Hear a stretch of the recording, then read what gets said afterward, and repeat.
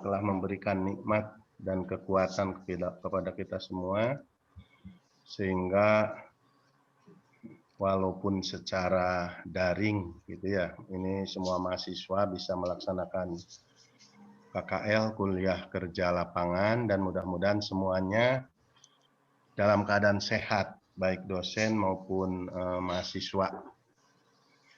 Sehingga dengan kesehatan itu kita akan bisa melakukan aktivitas apapun gitu ya, walaupun dalam kondisi new normal atau pandemi sekarang ini. Jadi jaga sehat, jaga protokol, tapi jangan lupa juga jaga imun dan jaga iman gitu ya, jaga imun dan jaga iman. Jadi jangan sampai protokol mengurangi keimanan gitu ya. Ini sekarang banyak yang tertipu.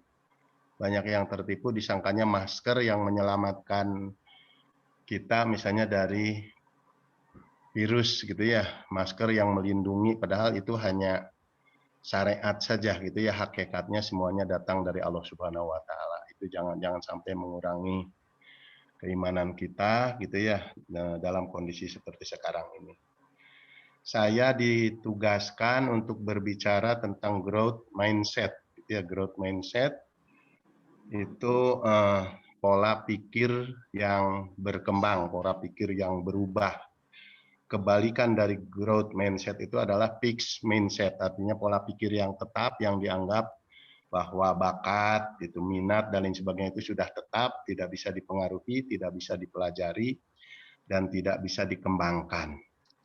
Nah, tema tentang atau topik tentang growth mindset ini sangat bagus gitu ya untuk menjadi bekal kepada para calon pemimpin, kepada para calon pendidik gitu ya, kepada para mahasiswa terutama yang sedang KKL sekarang ini, karena ini akan membangun pribadi yang unggul. Sehingga dalam tema ini saya tambahkan growth mindset untuk membangun pribadi yang unggul. Izinkan saya screen share dulu ya. Ini ada sedikit materi yang mudah-mudahan bisa membantu. Sudah bisa Bu Ria ya? Jadi growth mindset, alhamdulillah juga mungkin karena mahasiswa belum bertemu sebelum daring, jadi sekaligus memperkenalkan, nama saya Ek Mulyasa, adalah guru besar tetap di Universitas Langlang Buana, juga sebagai dosen, di samping sebagai dosen juga sebagai penulis dan motivator. Saya tinggal di Bumi Panyawangan, Jalan Kamper Elok nomor 5 ya, Jalan Kamper Elok nomor 5 Cileunyi. Jadi di Kabupaten Bandung, masuknya Kabupaten Bandung. Kita akan berbicara kurang lebih 90 menit tentang growth mindset. Bagaimana mengembangkan mindset ini agar kita memiliki kepribadian yang unggul. Ini yang menjadi rasionalnya atau yang menjadi dasar pemikirannya.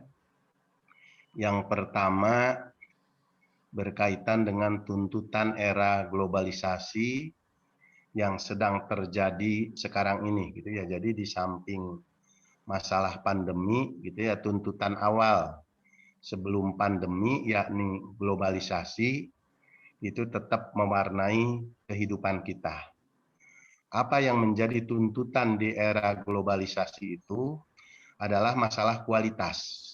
Ya, karena ciri utama globalisasi itu, ciri utama yang menjadi penciri utama antara lain bahwa dunia ini menyatu, gitu ya, dunia ini menyatu, tidak ada sekat-sekat antar wilayah, tidak ada sekat-sekat antar bangsa, tidak ada sekat-sekat antar negara, tidak ada sekat-sekat antar pulau. Kenapa?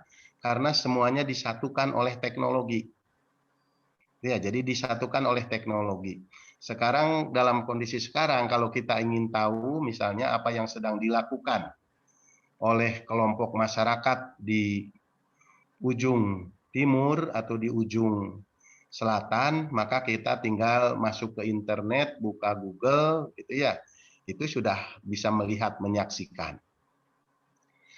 Apa yang sedang dilakukan misalnya di seputaran Ka'bah, itu ya apa yang sedang terjadi sekarang, maka sekarang tinggal dibuka di internet, kita bisa menyaksikan, gitu ya, kita bisa menyaksikan apa yang sedang terjadi di seputaran Ka'bah sana. Nah, jadi ini tidak ada batas-batas, gitu ya, tidak ada batasan lagi, tidak ada batasan antar negara, antar pulau, gitu ya. Jadi semuanya disatukan oleh teknologi, sehingga teknologi ini di dalam yang menjadi ciri dari globalisasi, gitu ya, semuanya disatukan, ya, semuanya disatukan, yang jauh menjadi dekat, gitu, yang jauh menjadi dekat sekali. Kita misalnya kangen kepada orang tua atau kangen kepada teman, langsung ngangkat handphone, gitu ya, pada saat itu juga kita bisa ngobrol langsung, gitu ya, berhadap-hadapan meskipun di dunia maya. Nah, ini ciri era globalisasi yang tuntutannya adalah kualitas, gitu ya, tuntutannya adalah kualitas. Jadi siapa yang berkualitas, dialah yang akan menguasai era globalisasi itu. Siapa yang berkualitas, dialah yang akan bisa hidup, bisa eksis, dan bisa bertahan hidup nyaman di era globalisasi itu.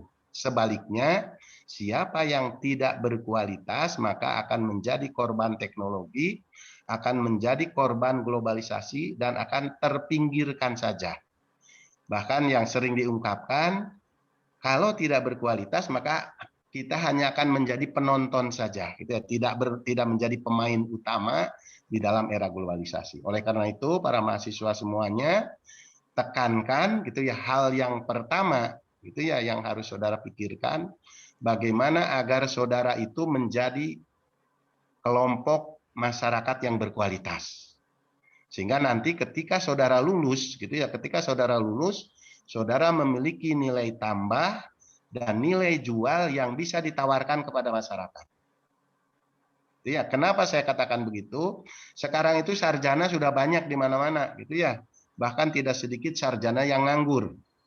Jadi kalau saudara lulus tidak berkualitas atau lulus rata-rata saja, maka akan menambah pengangguran saja, gitu ya, akan menambah pengangguran saja. Jadi itu yang harus dipikirkan dari sekarang, gitu ya, di masa-masa pandemi ini, bagaimana untuk membangun pribadi saudara agar menjadi orang yang berkualitas, yang siap hidup di dalam era globalisasi, yang siap bersaing, bersanding, bahkan bertanding, ya, bersaing bahkan bertanding dengan lulusan-lulusan lain nantinya, gitu ya, ketika saudara sudah lulus, bukan hanya dengan lulusan dari dalam negeri di dalam era globalisasi itu, tapi juga bersaing, bersanding, dan bertanding dengan lulusan-lulusan dari lembaga-lembaga asing, baik lembaga asing yang ada di negara kita maupun lembaga asing di luar negeri sana.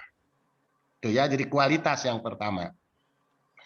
Nah, kemudian kalimat yang berikutnya, bagian dari rasional ini, tidak ada kata terlambat untuk belajar. Ini ya, growth mindset itu. Tidak ada kata terlambat untuk belajar. Jadi kalau saudara di masa pandemi ini kebanyakan main game, kebanyakan main gadget, kebanyakan main WA, gitu ya, waktu belajarnya kurang, maka mulailah dari sekarang. Belum terlambat, gitu ya, belum terlambat saudara untuk menjadi orang hebat. Belum terlambat saudara untuk menjadi orang cerdas, dan tidak ada kata terlambat untuk belajar.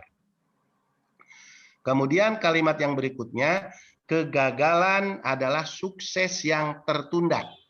Ya, kegagalan adalah sukses yang tertunda.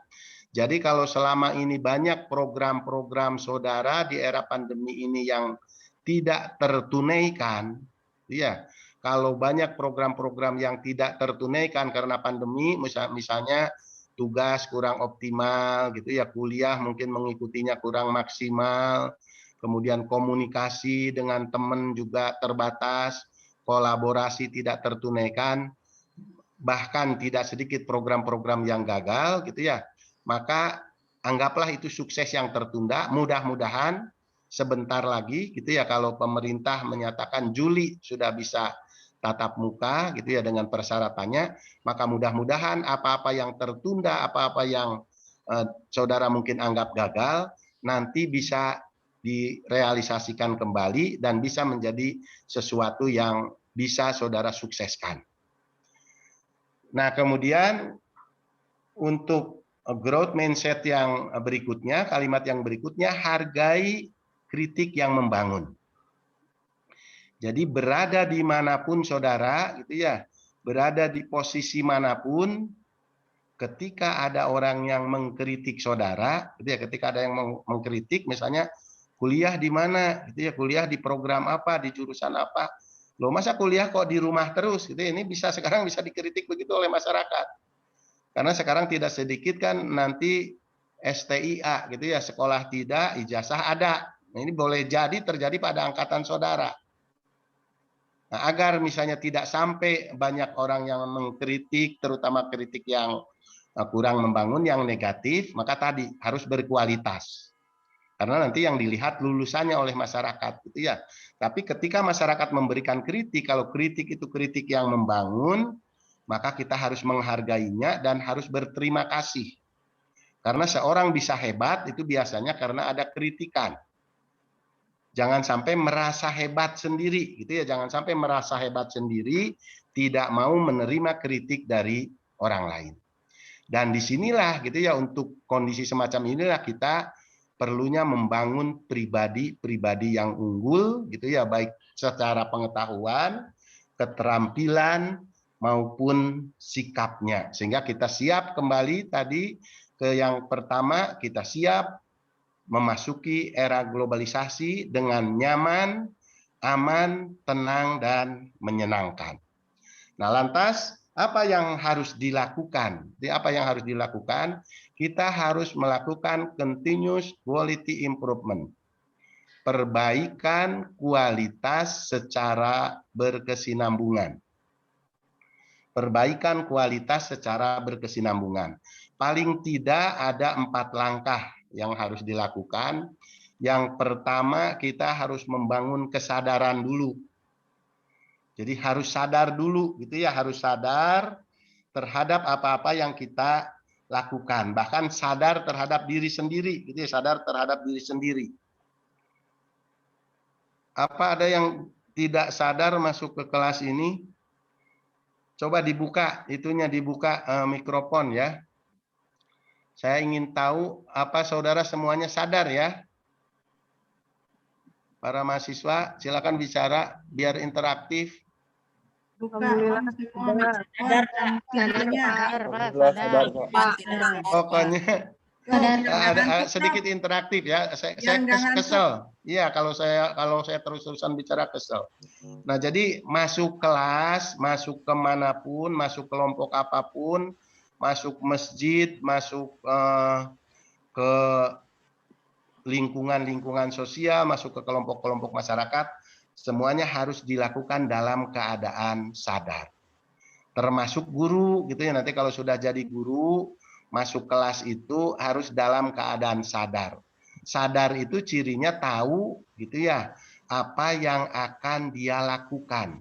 Tahu tujuannya gitu ya, termasuk saudara berada di kelas ini, ya kalau tidak sadar nanti bisa mematikan kamera, bisa sambil bermain-main gitu, itu tidak sadar. Makanya saya bangun dulu, saya tanya dulu, saudara sadar tidak bahwa kita sedang mempersiapkan saudara gitu ya sebagai calon-calon sarjana agar menjadi sarjana-sarjana yang berkualitas nanti, sebagai calon-calon pendidik agar menjadi pendidik-pendidik yang berkualitas nanti gitu ya.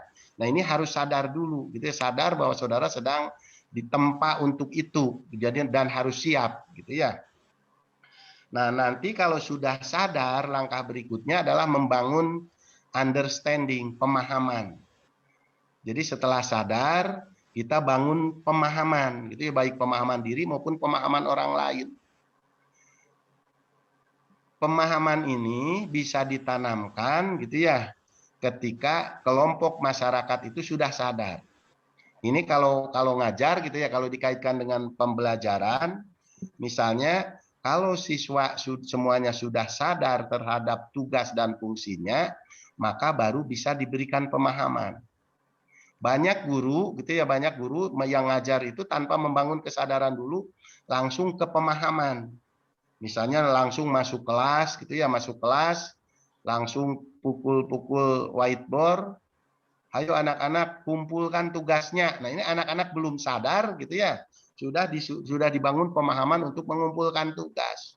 Nah, jangan sampai nanti jadi guru itu begitu. Jadi bangun dulu kesadarannya, baru langkah berikutnya tingkatkan pemahamannya. Pemahaman itu terutama berkaitan dengan pengetahuan gitu, berkaitan dengan knowledge ya. Kalau di dalam kelompok belum itu adalah C1 sampai C6 gitu. Coba ada yang paham? Belum. Kelompok belum C1 sampai C6 yang diperbaiki oleh Henderson, muridnya belum, itu hanya sampai C5 saja. Ayo mahasiswa dibuka kelompok hasil belajar menurut belum. Ini saudara kan KKL ya, KKL itu berarti 80% materi harus sudah saudara kuasai atau minimal 60% materi, bahkan biasanya KKL kan teori sudah hampir habis ya. Bu Ria, anak-anak ini kan sudah teori sudah habis ya. Sudah, Pak. Iya. Masih ada, Pak. Ini masih yang semester 6 mahasiswanya dan semester 4 sebagai. Semester 6 dan semester 4. Tapi insya Allah kalau belum. Kalau belum, coba silakan. Saya bisa.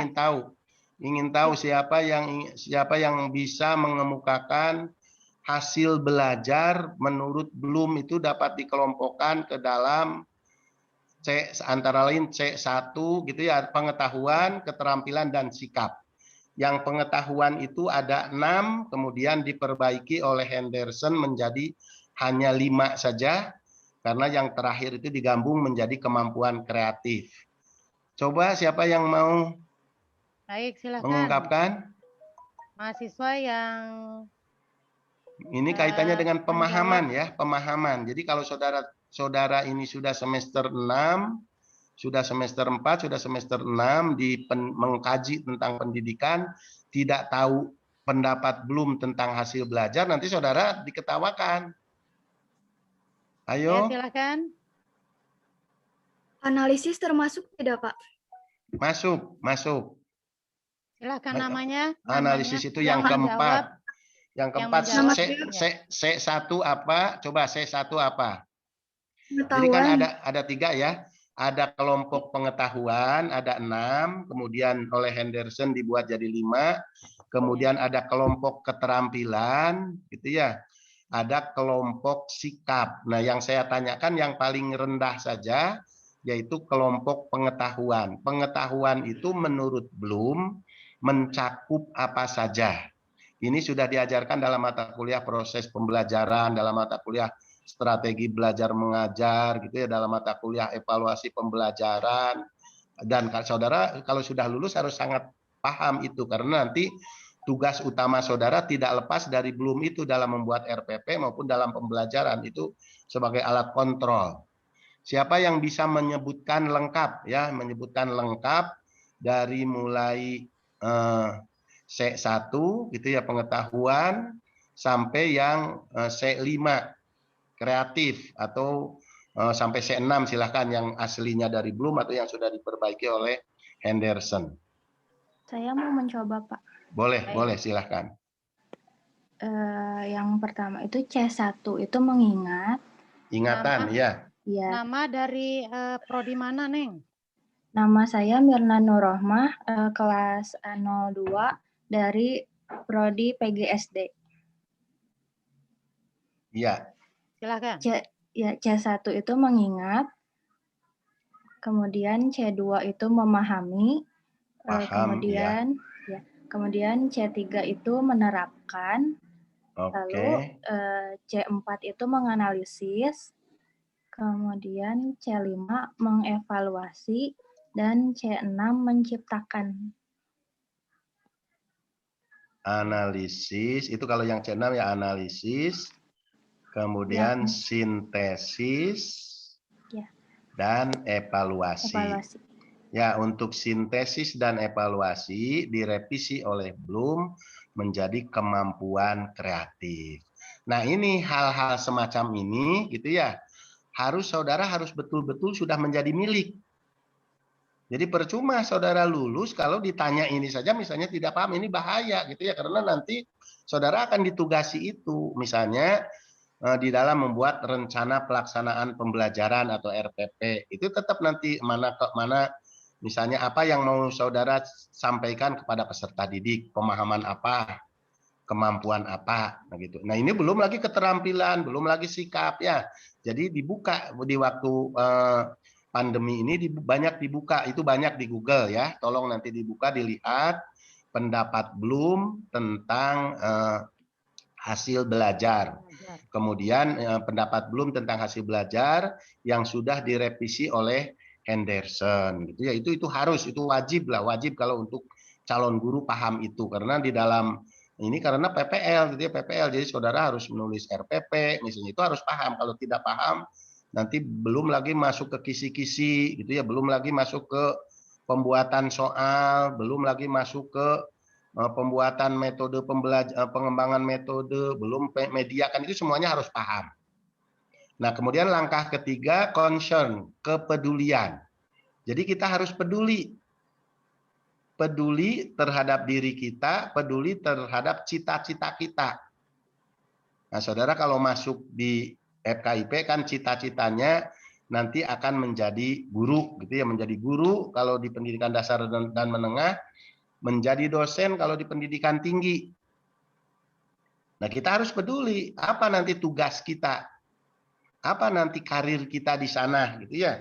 Nah, kalau kita sudah peduli terhadap cita-cita kita, maka kita akan mendorong kita untuk mempersiapkan diri gitu ya, baik dengan pengetahuan, dengan keterampilan maupun sikapnya. Dan yang keempat gitu ya, harus membangun komitmen, harus punya komitmen. Ini yang dinamakan dengan continuous quality improvement, peningkatan kualitas secara berkesinambungan. Kalau sudah punya komitmen gitu ya, maka insya Allah pribadi kita itu akan menjadi pribadi yang baik, karir kita itu akan karir yang baik.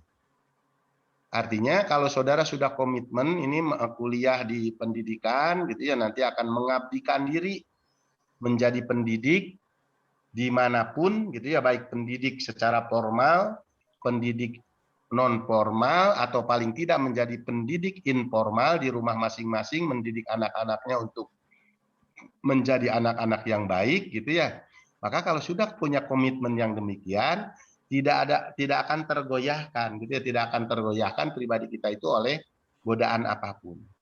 Tetap gitu ya dalam posisi dimanapun kita memposisikan diri sebagai pendidik yang baik. Berikutnya kita akan masuk di 7 kunci utama gitu ya, 7 kunci utama yang menjadi pembahasan utama kita, yakni growth mindset. Growth mindset, membangun pribadi unggul. Ada 7 kunci yang akan kita bicarakan. Yang pertama, early bird. Yang kedua, jadi loko. Kemudian yang ketiga, powerful.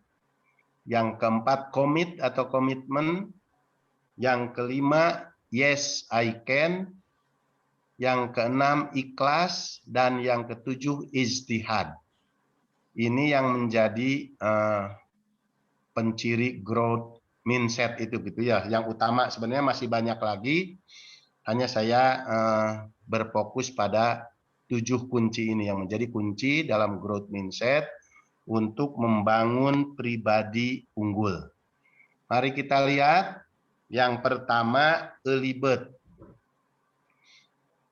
Early bird itu adalah burung yang itu gambarnya gambar burung. Ada yang mau menafsirkan sebelum saya jelaskan? Silahkan. Apa itu yang dimaksud dengan early bird? Apa itu kok gambarnya gambar burung gitu ya? Silahkan. Silakan kepada mahasiswa. Ini tuh yang tentang hadis ya Pak ya? Tentang dalil, tentang seorang burung yang yang pada pagi hari pergi mencari makan untuk keluarganya, kemudian boleh silakan. Pulang di sore hari dalam keadaan kebutuhannya sudah terpenuhi, tapi mereka semua tidak pernah khawatir akan kehidupan mereka besok karena mereka punya Tuhan. Oke, itu salah satu penafsiran. Boleh. Ada yang lain? Silahkan aktif biar anu ya. Kalau saudara kan sudah sadar, jadi tinggal aktifnya saja. Kalau tadi sudah sadar, silahkan biar terlibat. Izin mencoba menjawab, Pak. Boleh agar terlibat. Ular, itu. Yang saya ketahui sih early bird itu kalau dalam kehidupan tuh jadi orang-orang yang melakukan sesuatu lebih awal dari waktu yang ditentukan gitu. Bagus. Boleh. Ada lagi silakan saudara, bebas ya, bebas bicara, jadi jangan takut. Jangan takut salah, itu juga salah satu bagian dari growth mindset. Jangan takut salah gitu ya, jangan takut gagal. Ada lagi silakan. Ini kan pesertanya banyak ya, 100 berapa tadi 108 ya, silakan. Jadi aktif ya, dibiasakan aktif, jangan dibiasakan pasif. Walaupun betul gitu ya ada peribahasa diam itu emas, tapi itu tidak berlaku untuk belajar gitu ya. Untuk belajar diam itu memalukan. Apalagi kalau ngantuk tidak berpikir ya. Harus aktif gitu ya, harus aktif, bukan hanya aktif mendengar, bukan hanya aktif memperhatikan, melihat. Ketika ada kesempatan untuk bertanya, tanyakan gitu ya, tanyakan sehingga kita memiliki pencerahan. Dan ingat gitu ya, biasanya kalau bertanya, oh dulu saya pernah bertanya ini akan ingat. Jadi tolong aktif ya, aktif dalam berbagai situasi apapun gitu ya, baik aktif terhadap diri sendiri maupun terhadap lingkungan. Early bird itu betul tadi apa yang dikatakan oleh Mas Fatur ya, tidak jauh dari itu. Jadi burung yang biasa bangun lebih awal. Yang sering kita dengar kalau di waktu subuh itu tuh rame gitu ya, itu burung yang masuk dalam early bird. Atau kalau ayam gitu ya, ayam biasanya bunyi kongkongoknya itu jam 3 itu sudah bangun gitu ya. Kalau misalnya di sejenis ayam, burung pun gitu ya, kalau kita di daerah-daerah yang ada burung itu sudah rame. Itu pembelajaran dari early bird, mereka sudah mencari rezeki tadi gitu ya, hadis yang tadi dijelaskan oleh Mbak siapa tadi, sudah terbang dari sejak subuh gitu ya. Muhammad Naufal tadi gitu ya, sudah menjelaskan, jadi sudah terbang mencari rezeki dan dia yakin gitu ya akan kehidupannya gitu ya, dengan berusaha maka dia akan memperoleh apa yang diinginkan. Pembelajarannya bagi saudara adalah ya jadilah seperti burung itu, jadilah seperti burung yang bangun lebih awal dari orang lain. Ya. Tolong kalau yang suaranya mengganggu dimatikan ya setelah bicara, kalau agar tidak rame. Nah, jadi burung yang bangun lebih awal itu biasanya orang-orang belum bangun dia sudah bangun. Saudara bangun jam berapa? Atau jam tidur saudara berapa lama? Ada yang menjelaskan, saudara tidur berapa lama, kemudian saudara bangun jam berapa? Rata-rata mahasiswa, ayo buka semuanya, bicara. Saudara bangun jam berapa kalau bangun tidur? Pukul 5, Pak. Kadang kalau misalkan lagi mau puasa Senin Kamis pukul 3 udah bangun. Saya Pak. Terus tidurnya sih kalau nggak ada tugas pukul 9 malam. Paling lambat itu pukul 10 kalau tidak ada tugas. Tapi kalau untuk mengerjakan tugas ya sampai tugasnya selesai baru bisa tidur, Pak. Oke. Bagus, yang lainnya gimana yang lainnya? Yang lainnya, ini mudah loh pertanyaannya, saudara ditanya, Masa tidak bisa menjawab, saudara bangun tidur jam berapa? Dan biasanya berapa lama saudara tidur sehari semalam? Nanti akan saya jelaskan gitu ya, akan saya jelaskan apakah saudara berada dalam posisi yang bagus untuk growth mindset, untuk membangun pribadi saudara yang baik, yang unggul. Yang lain ada? Bangun jam berapa? Saya, Pak. Saya, Pak. Iya, silakan. Ya, kalau saya sekarang ini, Pak, bangun jam 7, Pak. Tidurnya kadang jam 1 malam, jam 2 malam. Susah tidur, Pak, makanya bangunnya juga telat. Susah tidur ini juga bahaya ya, jangan dipelihara. Kalau susah tidur harus dilatih dengan zikir gitu ya, dilatih dengan zikir. Ada lagi silakan. Rata-rata tidur saudara berapa jam? Rata-rata yang belum bicara, biar masuk, biar dicatat oleh Bu Rika loh. Biar saudara dikenal oleh Bu Rika, namanya, silakan bicara. Berapa lama saudara biasanya tidur sehari semalam?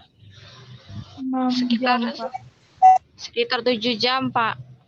7 jam. Kalau tidurnya dari jam 11.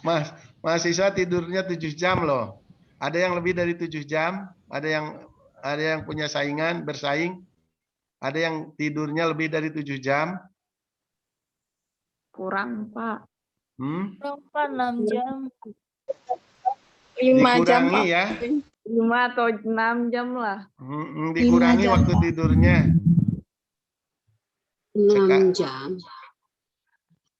Jangan kebanyakan tidur ya, jangan kebanyakan tidur. Coba saudara hitung sekarang. Saudara hitung, kalau saudara tidur 5 jam saja gitu ya sehari semalam, kalikan dengan usia saudara, saudara sudah berapa lama saudara tidur. Nah, itu masalahnya gitu ya. Jadi dalam tidur itu kan tidak ada orang yang produktif. Tidak ada orang yang produktif di dalam tidur. Jadi jangan kebanyakan tidur gitu ya. Misalnya kalau saudara usianya sekarang taruhlah usia 20 tahun gitu ya. Maka kalau tidurnya 5 jam berarti 5/24 kali 20. Udah berapa lama tidur gitu ya. Nah, makanya dari sekarang, mulai sekarang kurangi tidur gitu ya, kurangi tidur. Bahkan kalau bisa juga kurangi makan, jangan kebanyakan makan. Ya, kurangi tidur tapi gunakan untuk hal-hal yang bermanfaat. Misalnya yang biasa bangunnya jam 4 gitu ya, coba nanti besok dicoba bangun jam 3. Maka saudara punya 1 jam untuk mengantisipasi apa-apa yang akan dikerjakan pada hari itu. Ya, karena early bird itu salah satunya adalah antisipatif. Jadi bisa mengantisipasi apa-apa yang akan dilakukan di hari itu. Caranya tadi bangun lebih awal, jangan kebanyakan tidur. Jadi kalau bangun jam 4, mungkin tahajudnya sudah mepet, bahkan sudah tidak sempat. Tapi kalau bangun jam 3, saudara bisa menunaikan ibadah sholat tahajud dulu, walaupun hanya 2 atau misalnya 4 rakaat gitu ya, tapi keburu. Karena tadi bangun lebih awal. Jadi bagi yang bangunnya misalnya apalagi yang jam 6 gitu ya, coba diusahakan dikurangi 1 jam lah, dikurangi 1 jam bangunnya agar lebih produktif. Agar apa? Agar bisa antisipatif, mengantisipasi apa-apa yang akan saudara kerjakan di hari itu. Mungkin ada pekerjaan rumah yang belum diselesaikan, tugas yang belum diselesaikan. Dengan bangun lebih awal, maka semuanya bisa diantisipasi dan bisa disiapkan. Yang kedua bisa proaktif, gitu ya, bisa proaktif, misalnya sekarang dengan tahajud call, membangunkan teman-teman aktif, itu sudah menjadi nilai ibadah. Bisa komunikasi dengan teman, bisa ngobrol dan lain sebagainya, kalau punya waktu. Tapi kalau bangun sudah mepet, gitu ya, maka saudara punya waktu untuk sarapan pun misalnya tergesa-gesa karena ada tugas misalnya yang harus segera disetorkan. Bukan bagaimana nanti, tapi nanti bagaimana. Ya, jadi kalau kebanyakan tidur, nanti bagaimana kalau saya jadi sarjana yang hanya tidur saja gitu, tanyakan pada diri sendiri. Jadi harus bagaimana nanti kalau saya jadi sarjana? Sudah mulai besok saya akan kurangi tidurnya yang tadinya misalnya 5 jam menjadi 4 jam saja. Agar saya nanti menjadi sarjana yang sujana, menjadi sarjana yang hebat, yang bisa dibanggakan oleh masyarakat. Jadi bukan bagaimana nanti, tapi nanti bagaimana. Nanti bagaimana kalau saya jadi sarjana, kalau kebanyakan tidur, tidak mengerjakan apa-apa, tidak terampil, sikapnya belum baik. Nah ini nanti bagaimana. Janganlah bagaimana nanti saja, yang penting lulus, jangan begitu, gitu ya. Karena nanti walaupun lulus, sekarang ijazah itu tidak ada harganya kalau tidak dibarengi dengan keterampilannya. Nah, jadi nanti bagaimana kalau saya lulus, jadi sarjana, terus nganggur, bagaimana? Nah, gitu, nanti bagaimana? Jadi siapkan dari sekarang. Jangan bagaimana nanti sajalah, yang penting lulus, jangan begitu. Tapi bukan bagaimana nanti, tapi nanti bagaimana. Nanti bagaimana kalau saya lulus tapi belum pinter. Itu ya, siapkan dari sekarang. Kemudian dengan bangun lebih awal itu juga kita bisa melakukan hal-hal yang sifatnya emergensi, yang sifatnya mendadak, itu ya bisa kita selesaikan. Bekerja untuk hidup selamanya dan beribadah untuk mati besok. Jadi bekerja dengan sungguh-sungguh gitu ya, mengumpulkan apapun gitu yang bisa disiapkan, seolah-olah kita akan hidup 1000 tahun lagi, semuanya harus disiapkan. Itu ketika kita sedang bekerja, ketika kita sedang mengerjakan tugas, ketika sedang mengerjakan PR dan sebagainya, maka kerjakanlah dengan sepenuh hati, kerjakanlah dengan sungguh-sungguh, seakan-akan saudara akan hidup selamanya. Tapi beribadahlah seakan-akan untuk mati besok.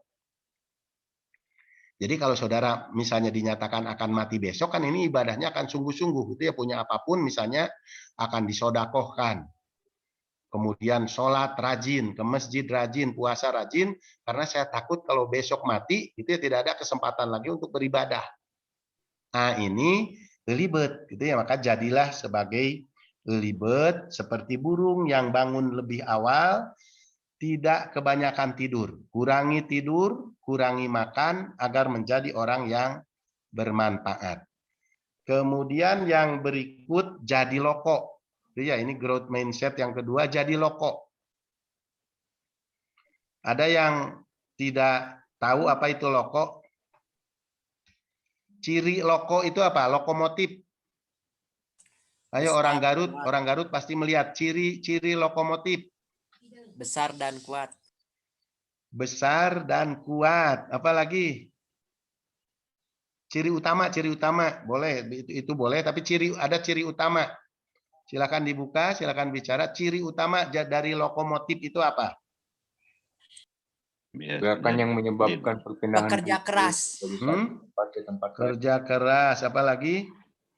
Ciri utama, ayo ciri utama. Oke, bagus. Itu tadi siapa yang menjawab? Ada di depan ya. Lokomotif itu selalu ada di depan.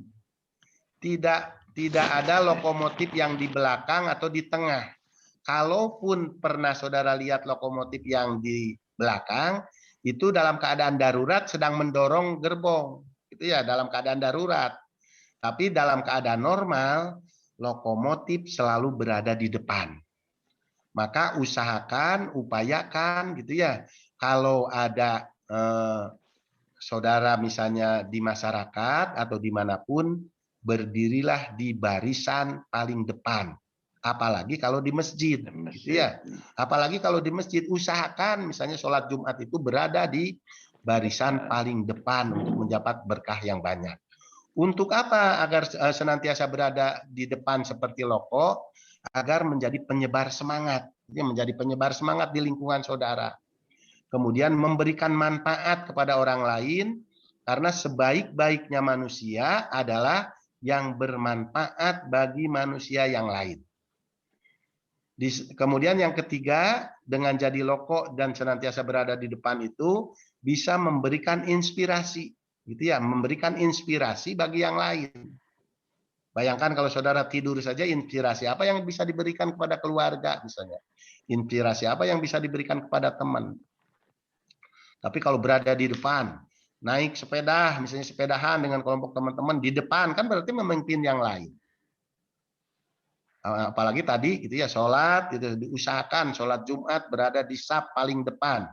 Itu dicatat dan diperhatikan oleh malaikat. Jadi ketika saudara berdoa untuk ingin menjadi sarjana yang sujana, yang hebat, itu yang bermanfaat, insya Allah dikabulkan ketika saudara berada di barisan atau di saf paling depan. Jadi niatkan bagi laki-laki terutama ya. Kalau bagi perempuan mungkin saf paling belakang yang paling bagus. Tapi kalau bagi laki-laki ini diutamakan mulai besok bagi yang beragama Islam, dan insya Allah semuanya beragama Islam ya, Bu Rika atau sebagian besar paling tidak. Bagi yang beragama Islam coba mulai besok saudara usahakan berusaha bersaing dengan kelompok yang lain di masyarakat saudara, di lingkungan saudara. Karena sekarang kan sudah normal, masjid-masjid rata-rata sudah banyak yang normal. Saudara berusaha untuk mendapatkan saf yang paling depan. Akan beda manfaatnya ya, akan beda manfaatnya kalau saudara sebagai laki-laki berdiri di saf yang paling depan. Jangan sampai sendal atau sepatu yang saudara pakai itu tidak pernah singgah di masjid. Itu yang jadi catatan untuk laki-laki ya. Mulai dari sekarang, mulai dari besok silakan dipraktekkan kalau saudara ingin menjadi manusia yang unggul. Kenapa jadi loko? Karena bisa memberikan teladan bagi yang lain, gitu ya, memberikan teladan ketika duduk di depan. Di kelas misalnya mudah-mudahan nanti Juli sudah luring, gitu ya, duduk paling depan itu beda dengan duduk di belakang atau duduk di tengah. Tidak mungkin, gitu ya, ada mahasiswa kalau duduk di kursi yang paling depan misalnya duduk ngantuk atau bahkan tertidur. Tapi kalau duduk di belakang bukan hanya ngantuk, saudara bisa ngorok. Gitu ya.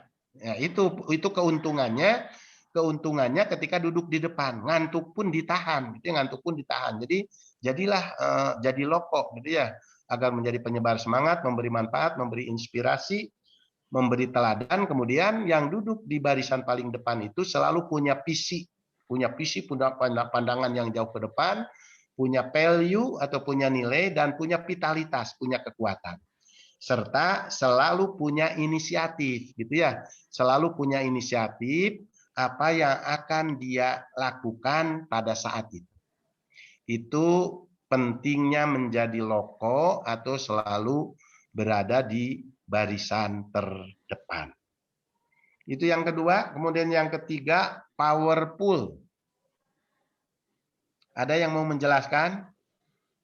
Powerful itu apa maksudnya? Dengan gambar itu? Silakan dibuka. Kuat, Pak. Kuat, oke. Sama nggak boleh setengah-setengah, Pak. Nggak boleh setengah-setengah, iya. Tidak boleh setengah-setengah, betul. Kuat ya. Jadi powerful itu harus memiliki kepribadian yang kuat, harus memiliki kekuatan, harus hebat, gitu ya. Itu gambarnya orang yang ditindih oleh batu besar, dia bertahan. Itu ciri yang powerful. Jadi saudara harus menjadi orang yang kuat. Kalau nanti menjadi sarjana harus menjadi sarjana yang kuat, gitu ya. Kuat tahan banting. Jangan mudah menyerah, jangan mudah meleleh. Ciri powerful itu yang pertama berani menghadapi tantangan. Jadi tantangan apapun yang ada, gitu ya, baik yang datang dari berbagai penjuru, gitu ya, saudara hadapi dengan baik. Kemudian yang kedua, paham potensi diri. Untuk menjadi orang yang powerful itu harus paham potensi diri. Kita itu punya kekuatan apa? Ya, jadi tanya diri sendiri, saya itu kalau jadi guru misalnya, saya hebatnya di mana? Apakah suara saya yang merdu misalnya gitu ya? Atau langkah saya yang bisa meyakinkan anak-anak? atau badan saya yang tegap, gitu ya, itu harus paham potensi diri. Jadi saudara itu punya apa yang bisa ditawarkan kepada orang lain sebagai kekuatan diri. Itu namanya potensi diri. Jadi kekuatan-kekuatan apa saja yang dimiliki oleh kita itu harus paham. Itu jadi jangan sampai tidak paham terhadap diri sendiri, dengan kata lain nanti disebut tidak tahu diri. Jadi kebalikan orang yang paham terhadap potensi diri adalah orang yang tidak tahu diri. Dan jangan kita menjadi orang yang tidak tahu diri. Tapi harus paham potensi diri. Kita itu punya kekuatan apa saja yang ada di dalam diri kita. Yang ketiga, potensi lingkungan. Nah, untuk potensi lingkungan, kalau di kampus, kita harus paham apa saja yang dimiliki oleh kampus kita. Misalnya perpustakaan, gitu ya, perpustakaan posisinya di mana, kemudian lab posisinya di mana, ruang kemahasiswaan posisinya di mana, itu harus kita tahu, jangan sampai tidak tahu, gitu ya. Nah, di era pandemi ini, gitu ya, potensi lingkungan itu misalnya WiFi itu adanya di daerah mana, misalnya gitu ya, ketika kita perlu WiFi gratis harus kemana, ini Pak yang paham potensi lingkungan. Kalau di rumah misalnya tidak ada WiFi gitu ya, kalau kita paham potensi lingkungan itu tidak akan kesulitan belajar. Karena kita tahu di lingkungan kita, misalnya 1 kilometer dari rumah gitu ya, di mana yang ada WiFi yang free gitu ya, yang free WiFi yang bisa kita manfaatkan. Itu harus kita tahu dalam kondisi sekarang. Itu namanya orang yang tahu potensi lingkungan. Nah, kemudian misalnya tempat-tempat yang menyenangkan gitu ya untuk penyegaran pribadi di daerah mana saja. Tempat-tempat yang segar, tempat-tempat yang sejuk di daerah mana saja itu harus paham. Jadi jangan sampai gitu ya ketika saudara ditanya, "Mas, gedung bulu tangkis misalnya di mana?" gitu ya. Padahal misalnya tidak jauh dari situ, tapi tidak tahu, misalnya, oh tidak tahu. Nah ini nanti akan menjadi orang yang kurang dihargai oleh orang lain ketika kita tidak paham potensi lingkungan. Jadi untuk menjadi orang yang powerful, kita juga harus paham apa saja yang ada di lingkungan dan yang bisa kita daya gunakan untuk mengembangkan pribadi kita. Kemudian yang keempat, untuk menjadi powerful itu harus punya target. Harus punya target, gitu ya. Saya tanya, misalnya saudara akan menyelesaikan studi dalam berapa tahun? Ayo dijawab. Saudara akan menyelesaikan studi berapa tahun? Targetnya. Punya target? Punya target tidak? 4 tahun, ya? Pak. Punya target tidak? Target Gitu, 4 jadi tahun, Pak. Ya, 3 tahun, Pak. Jangan sampai tidak punya target. Kalau di jadwal 4 tahun, Pak. Tapi pengennya 3,5. Pengennya secepatnya. Pengennya secepatnya. Kalau menurut Bu Rika paling cepat berapa tahun? Mahasiswa boleh lulus, bisa lulus. Nama saya Ria, Bapak, bukan Rika. Oh Ria, iya Bu Ria. Dikirain mahasiswa soalnya Bu Ria. Iya. Saya kira mahasiswa itu Bu Ria. Iya, silakan buka prodi. Mahasiswa memang target standarnya 4 tahun, tapi kalau yang 3,5 tahun itu lebih baik. Bisa 3,5 tahun mereka lulus kalau seandainya bisa sprint dari semester 1 mula. Nah, itu sudah ada penjelasan dari Bu Kaprodi ya. Jadi saudara bisa lulus lebih cepat gitu dari yang dijadwalkan, bisa 3,5 tahun bisa lulus. Cuman masalahnya saudara punya target tidak gitu ya, akan lulus berapa tahun. Ini hati-hati kalau tidak ditarget gitu ya, kalau tidak sebagai mahasiswa kalau tidak punya target, tidak sedikit mahasiswa yang molor lulusnya. Ada yang 5 tahun, ada yang 6 tahun, ada yang 7 tahun, bahkan ada juga yang DO.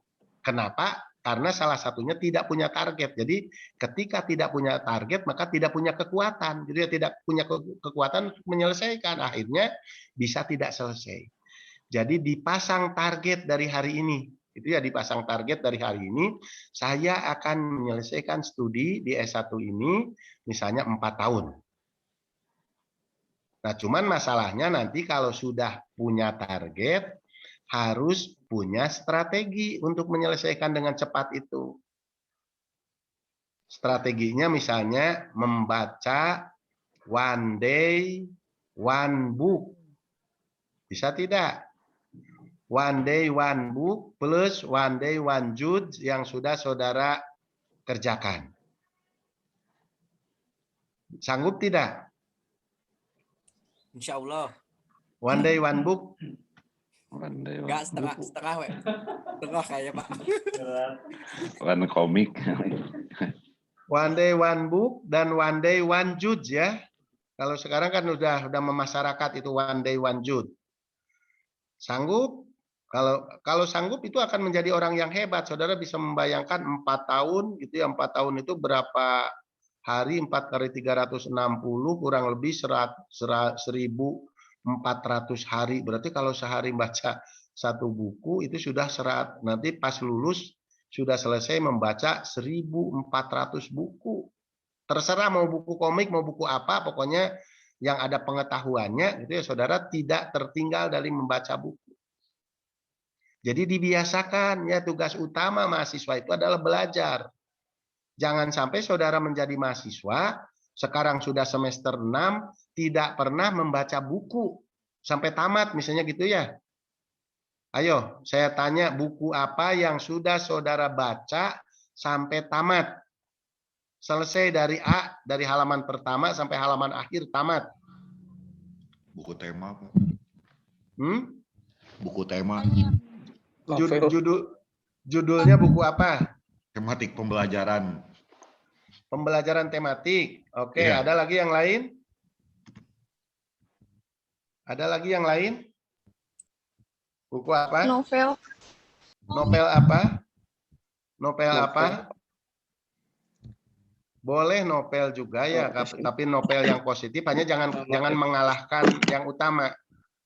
Jangan mengalahkan yang utama buku yang berkaitan dengan prodi saudara. Misalnya kalau saudara prodi ekonomi, ya baca buku-buku tentang pendidikan ekonomi. Kalau saudara pendidikan matematika, baca buku-buku tentang pendidikan matematika. Boleh sekali-kali baca komik, baca novel, baca apapun gitu ya, apalagi asal yang positif. Itu boleh, daripada tidak membaca gitu ya. Ya, usahakan untuk membiasakan membaca. Karena itu tugas mahasiswa ya, tugas mahasiswa harus punya target, harus punya strategi untuk menjadi lulus dengan hebat gitu ya. Lulus tepat waktu, kemudian tapi berkualitas, atau lulus lebih cepat dan berkualitas, itu ya strateginya harus banyak membaca. Bedanya orang pinter dengan orang yang kurang pinter, atau istilah lainnya itu BODO gitu ya. Itu bedanya itu pada membaca. Jadi kalau saya sekarang bisa berbicara di depan saudara gitu ya tentang growth mindset, karena saya sudah banyak membaca. Itu bedanya, sementara saudara mungkin belum banyak membacanya. Jadi nanti kalau jadi orang hebat, dari sekarang banyak-banyak membaca. Baca apa sajalah, termasuk kalau ke kampus nanti wajah Buria juga itu perlu dibaca. Misalnya Buria sedang marah gitu ya, itu saudara jangan minta tanda tangan. Harus bisa membaca wajah dosen juga. Jadi jangan dosen sedang bermasalah gitu, saudara misalnya, Pak saya minta tanda tangan mau sidang. Wah ini akan bermasalah saudara. Jadi harus bisa membaca wajah orang lain juga, harus bisa gitu ya. Ketika kita mau pinjam sesuatu ke teman, harus dibaca wajahnya. Dia sedang ceria atau sedang bermasalah. Kalau sedang bermasalah, nanti saudara malah akan ikut bermasalah, gitu ya. Itu kemampuan membaca. Jadi bukan hanya membaca buku, gitu ya, tapi juga membaca lingkungan, membaca situasi, membaca kondisi, termasuk tadi membaca wajah orang. Yang namanya membaca buku, gitu ya, boleh dari kanan ke kiri, boleh dari kiri ke kanan. Yang penting jangan lupa setiap hari membaca. Kenapa? Karena tugas utama mahasiswa adalah belajar. Tugas utama mahasiswa adalah belajar, kuncinya belajar adalah membaca. Jadi silakan saudara evaluasi diri, sekarang sudah semester 4, sudah semester 6, coba dites gitu ya, kemampuan membaca saudara itu berapa lama. Kalau baru setengah jam membaca atau baru 15 menit sudah kurang konsentrasi, hati-hati gitu ya. Boleh jadi saudara nanti banyak masalah setelah lulus, kalaupun lulus. Atau jangan-jangan nanti saudara bisa tidak lulus gitu ya, kalau hanya baru 15 menit misalnya membaca sudah kurang konsentrasi. Apalagi kalau sampai sakit kepala. Makanya diubah mindsetnya sekarang ya, ubah hari ini atau ubah mulai besok. Kalau tadinya membaca saudara sakit kepala, maka bagaimana caranya nanti kalau tidak membaca sakit kepala. Iya.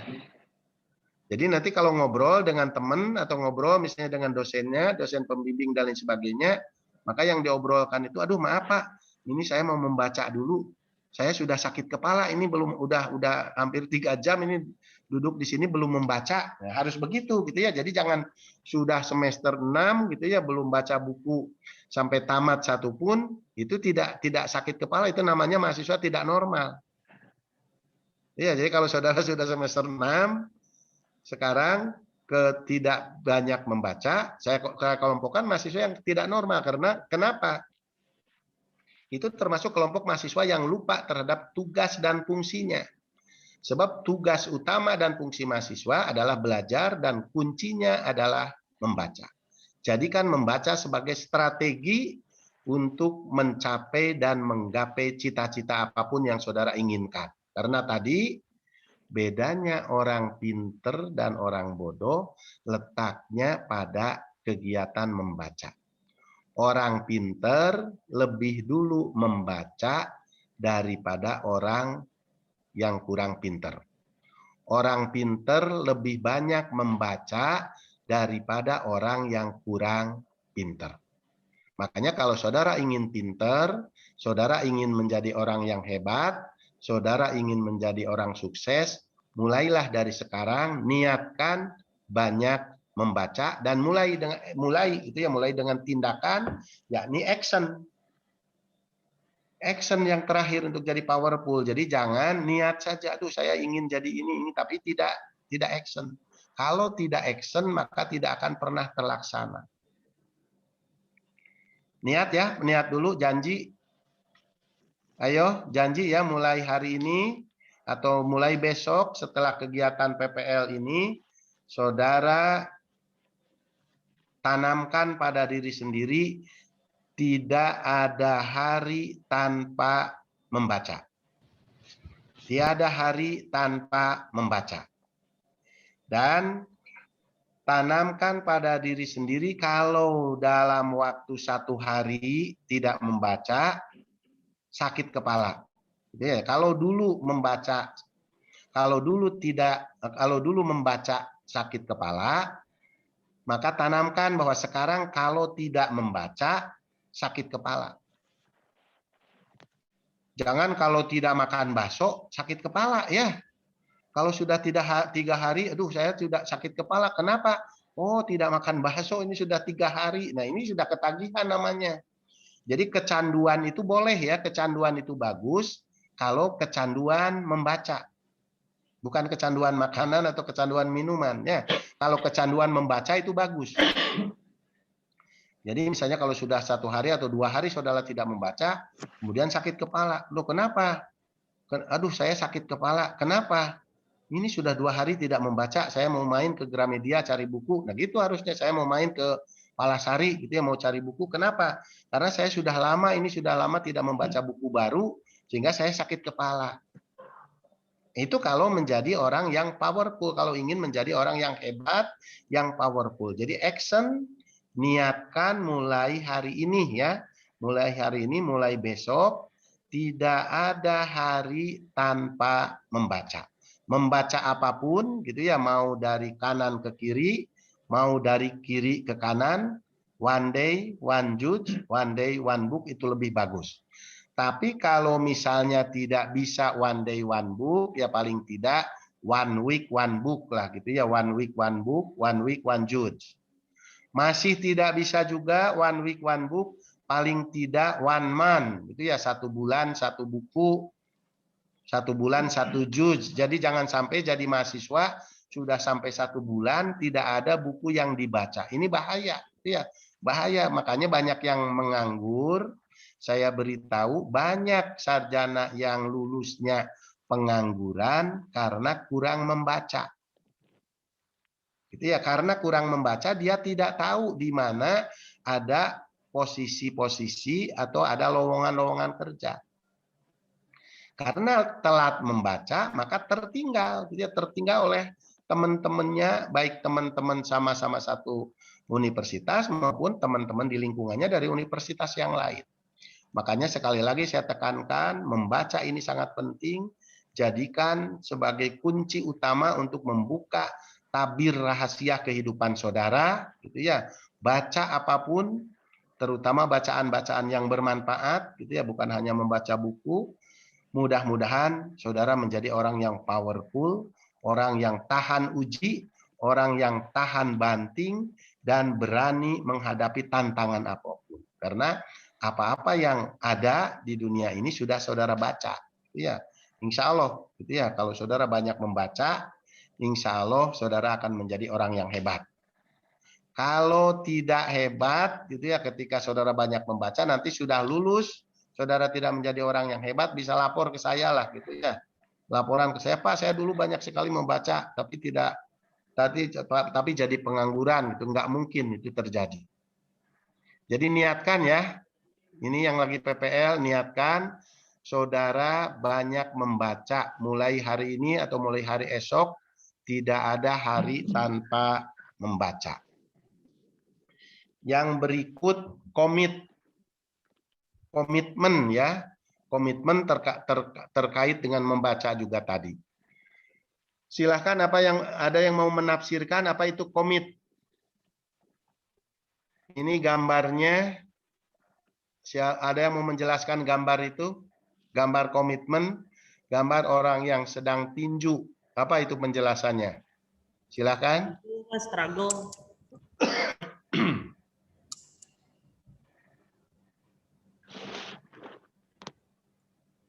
Novel. Struggle, Bu. Struggle katanya Prof. Gimana penjelasannya struggle? Struggle itu tahan banting. Tahan banting, betul. Oke. Apa lagi yang lain? Silakan mahasiswa yang lain. Ini kan ada 100 lebih. Ya, ayo silakan. Jangan tidur ya, jangan tidur. Tidak mudah menyerah mungkin. Di situ sudah ada ya, tinggal saudara bahasakan sendiri. Penuh gairah. Jadi orang yang komitmen itu penuh gairah di dalam mengerjakan apapun, termasuk saudara mengikuti kuliah kerja lapangan sekarang ini harus dilakukan dengan penuh gairah, jangan loyo ya. Kalau loyo tidak akan mendapatkan apa-apa. Jadi harus dilakukan dengan penuh gairah, penuh semangat.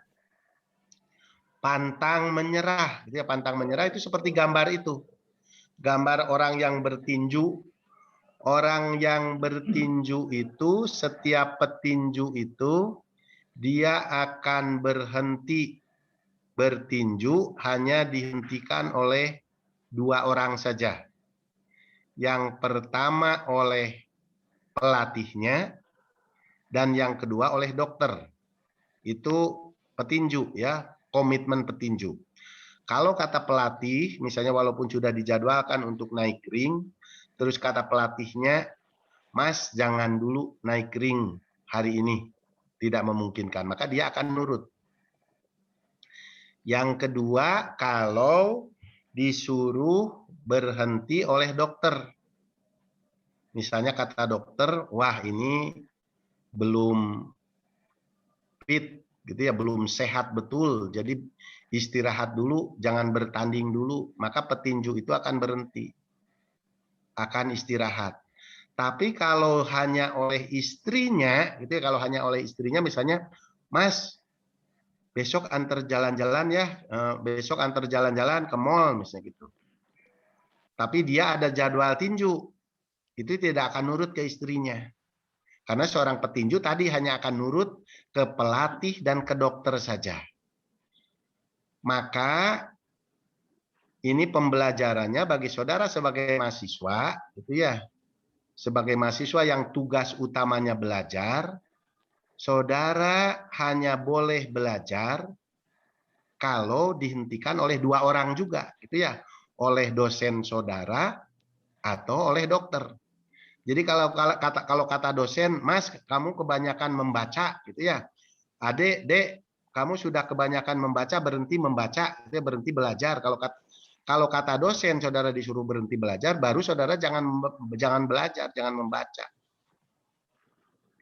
Atau kalau kata dokter, saudara konsultasi ke dokter, gitu ya, kemudian dokter mengatakan, waduh, Mbak ini kebanyakan baca, saudara harus istirahat. Nah, baru berhenti, gitu ya, berhenti membaca atau berhenti belajar. Ini kebanyakan belajar.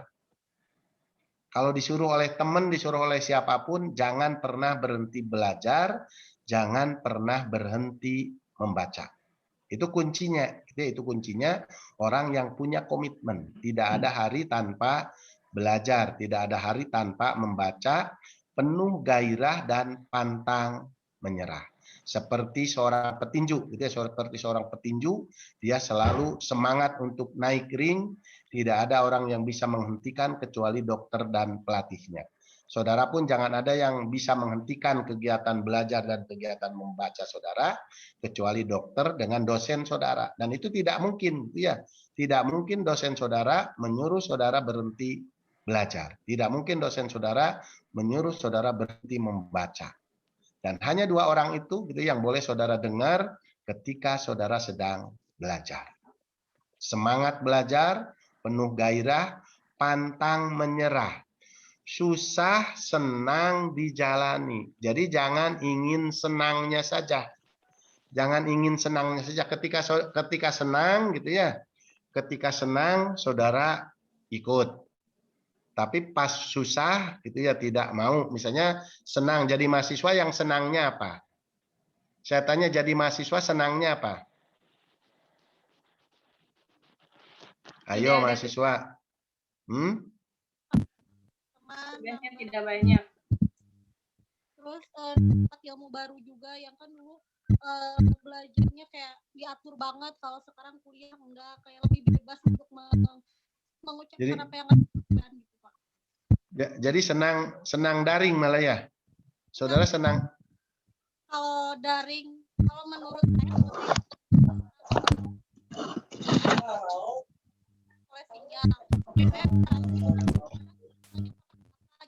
ada sinyalnya kurang bagus ya, Mbak Hilda. Enak daring, enak luring.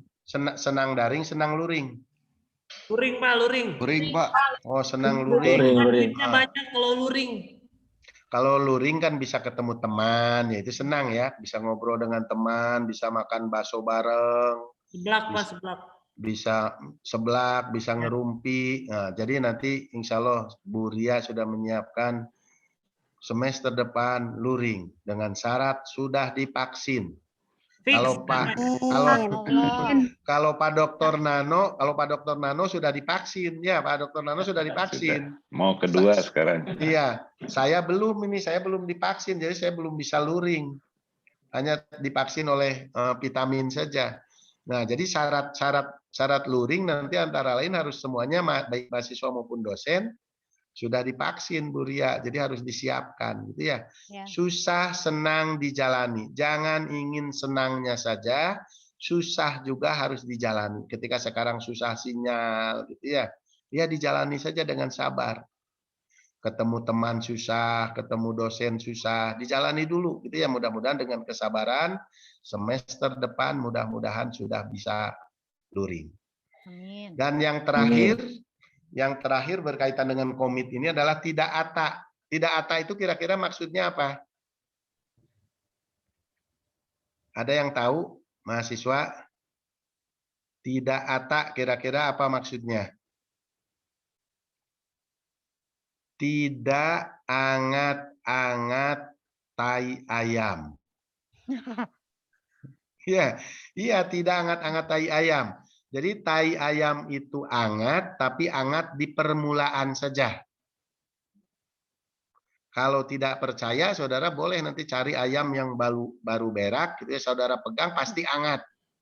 Tapi belum 5 menit itu juga sudah dingin, gitu ya. Itu namanya hangat-hangat tai ayam. Nah, jadi jangan sampai saudara kalau di awal-awal dulu mau kuliah, gitu, semangatnya tinggi.